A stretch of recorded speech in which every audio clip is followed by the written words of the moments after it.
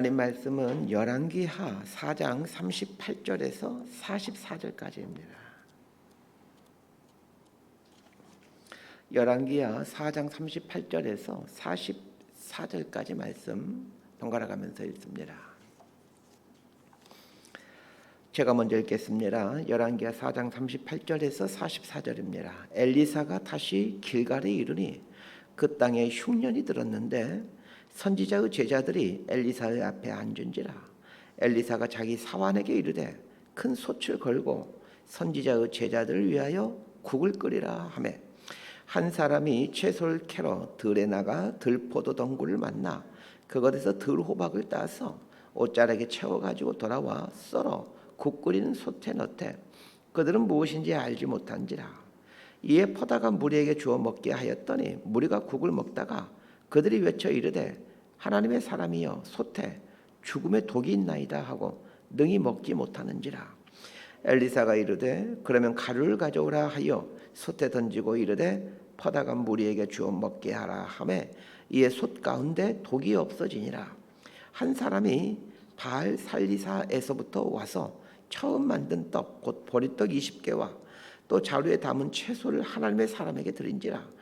그가 이르되 무리에게 주어 먹게 하라. 그 사원이 이르되 내가 어찌 이것을 100명에게 주겠나이까 하나.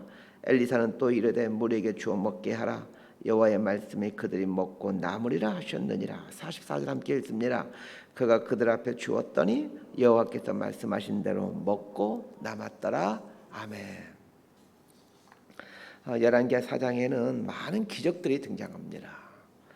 첫 번째로 등장하는 것이 가난한 선지자의 미망인의 집에 기름이 차고 넘치게 한 기적이고, 두 번째로 등장하는 기적이 그 수넴 여인에게 아들이 이제 생기게 하는 기적입니다.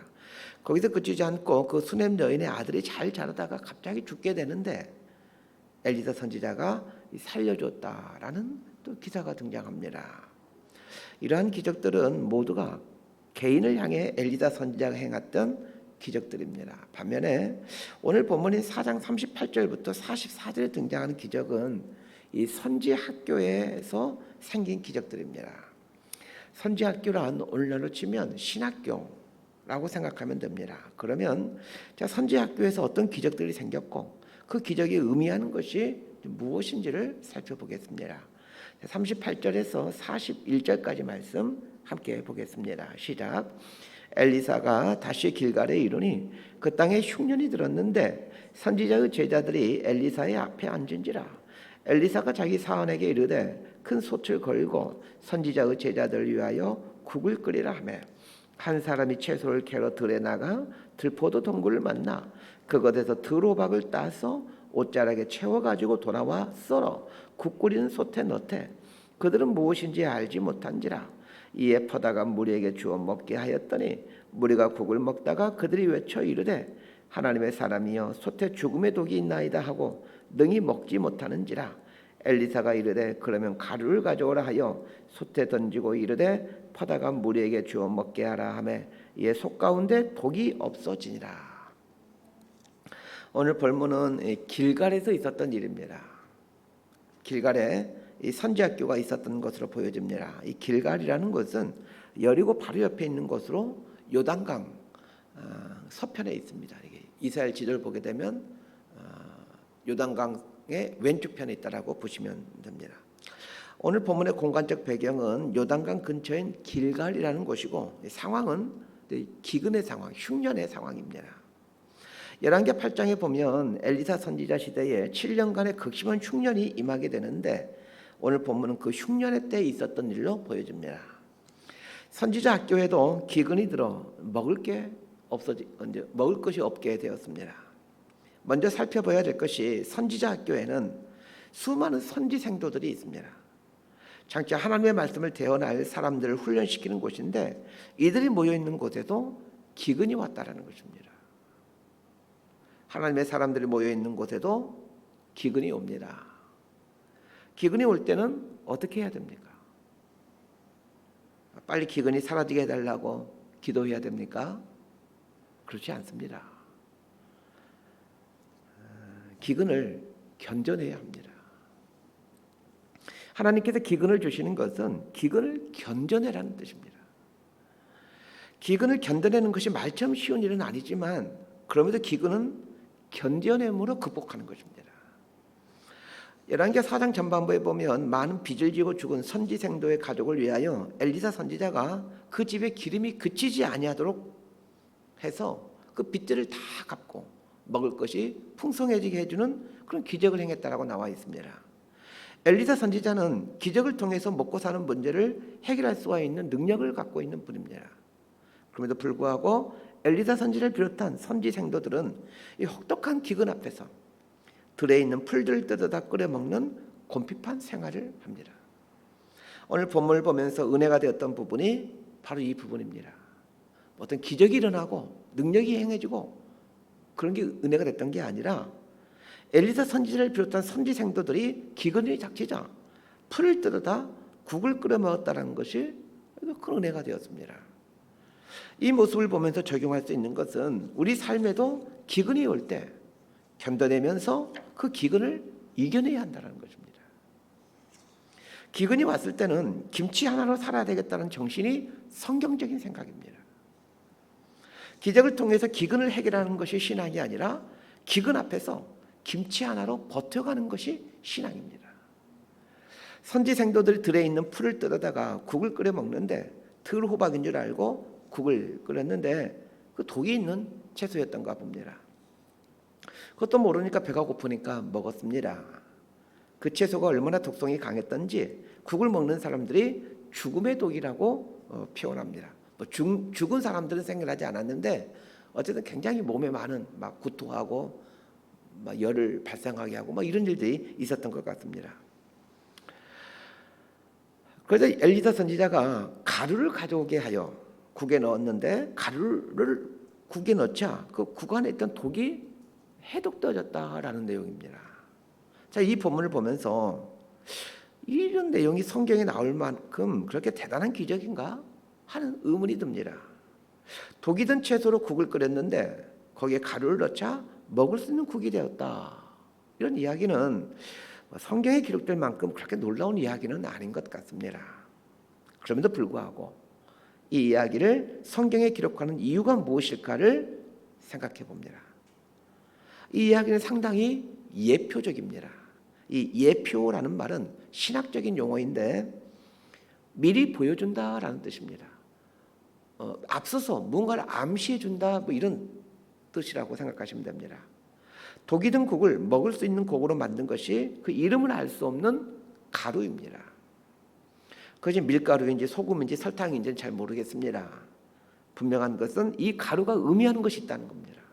이 가루가 의미하는 것은 예수 그리스도 혹은 예수 그리스도의 보혈입니다. 독이 든 국을 먹음으로 죽을 수밖에 없는 상황에 처했으나 예수 그리스도의 보혈을 뜻하는 이 가루가 뿌려짐으로 살게 되었다라는 것은 예수님의 보혈로 인해 우리를 죽음에 이르게 하는 그 죄의 문제가 해결되었다는 것을 미리 보여주는 것입니다. 더 나아가 독으로 가득 찬 우리 인생에 예수 그리스도가 들어오게 될 때 우리 삶은 생명의 인생으로 전환된다라는 것을 보여주는 기적이 바로 이 기적입니다. 이제 두 번째 기적을 보십시다. 42절에서 44절까지 함께 읽습니다. 시작. 한 사람이 바알 살리사에서부터 와서 처음 만든 떡, 곧 보리떡 20개와 또 자루에 담은 채소를 하나님의 사람에게 드린지라. 그가 이르되 무리에게 주어 먹게 하라. 그 사원이 이르되 내가 어찌 이것을 100명에게 주겠나이까 하나. 엘리사는 또 이르되 무리에게 주어 먹게 하라. 여호와의 말씀이 그들이 먹고 남으리라 하셨느니라. 그가 그들 앞에 주었더니 여호와께서 말씀하신 대로 먹고 남았더라. 이 두 번째 이야기는 마치 500여 기적을 연상케 합니다. 그러면서 이 두 번째 이야기도 예표인 셈입니다. 이 기적이 일어난 배경도 전반부에 나오는 배경과 마찬가지로 7년 대기근 동안에 있었던 일로 보여집니다. 혹독한 기근으로 전 이스라엘이 고통 중에 있을 때 어떤 분이 이 선지학교의 선지자들이 굶고 있다는 것을 알고는 보리떡 20개와 자루에 채소를 담아서 이제 엘리사 선지자에게 가지고 왔습니다. 보리떡 20개와 자루에 담은 채소는 그렇게 많은 양의 음식은 아닙니다. 선지학교에 있는 선지생도들이 한 100명쯤 있는 걸로 보여지고 있는데 보리떡 20개와 채소 한 자루는 이 선지학교의 선지생도들의 기근을 해결할 만한 그렇게 많은 음식이 아닙니다. 사실 100명이 이게 한 끼도 이거 뭐 간식거리도 안 될 만큼 작은 양입니다. 그럼에도 그때가 극심한 기근이었다는 것을 감안한다면 보리떡 20개와 채소 한 자루를 보낸 사람은 대단한 헌신을 했다는 것을 알 수 있습니다. 풍년일 때 보리떡 20개와 채소 한 자루는 아무것도 아니겠지만 7년간의 대기근이 닥쳤는데 보리떡 20개와 채소 한 자루는 사실 상당한 양이라고 할 수 있습니다. 극심한 기근으로 전 국민이 지금 사느냐 죽느냐라는 위급한 상황에 처해 있는데 이런 와중에 선지학교에 있는 선지생도들을 위해 보리떡 20개와 채소 한 자루를 보냈다는 것은 여전히 곳곳에 하나님의 뜻에 순종하는 하나님의 사람들이 있었다는 말이기도 합니다. 그렇습니다. 아무리 시대가 어려워도 곳곳에 숨어있는 하나님의 사람들이 있습니다. 보리떡 20개와 채소 한 자루를 보낸 사람이 누구인지는 모르겠지만 여러 가지 정황상 그 사람도 기근이니까 여러 가지 형편이 어려웠겠지요. 그럼에도 자신의 것을 쪼개어 선지학교에 보냈다는 것은 참 하나님의 뜻대로 순종하고 하나님의 음성에 순종하려는 사람이 곳곳에 있었다는 것을 보여줍니다. 이 엘리사 선지자 사한에게 이제 이거 선지생들을 갖다 주라고 말하니까 사한이 이렇게 말합니다. 내가 어찌 이것을 100명에게 주겠나이까? 무슨 말입니까? 100명의 선지생들을 먹기에는 턱없이 부족하다는 뜻입니다. 이 구절을 보면 예수님께서 오병의 기적을 일으킬 때 상황을 보는 것 같습니다. 물고기 2마리와 보리떡 5개를 예수님께 내어드리면서 한 제자가 이렇게 말합니다. 이것이 이 많은 사람들에게 얼마나 되겠사옵나이까? 무슨 말입니까? 이 보리떡 5개와 물고기 2마리는 거기에 모여있는 2만 명으로 보여졌는데 그 수많은 사람들에게 이게 아무런 의미도 없는 적은 양에 불과합니다. 이런 뜻입니다. 그러고 보면 오늘 본문은 이 오병이어 사건을 예표하는 것으로 보여집니다.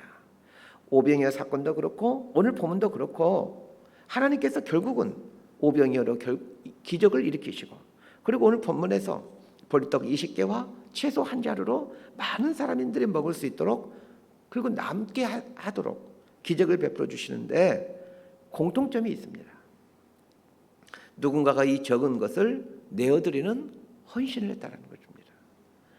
오병이어 기적에서는 보리떡 5개와 물고기 2마리를 가져온 한 어린아이가 그걸 가져오는데 이 한 어린아이의 헌신이 있었다는 것을 성경이 기록해주고 있고 자 오늘 본문 중에는 그 극심한 기근 중에서도 보리떡 20개와 채소 한 자루를 가져온 한 사람에 대한 이야기를 하고 있습니다.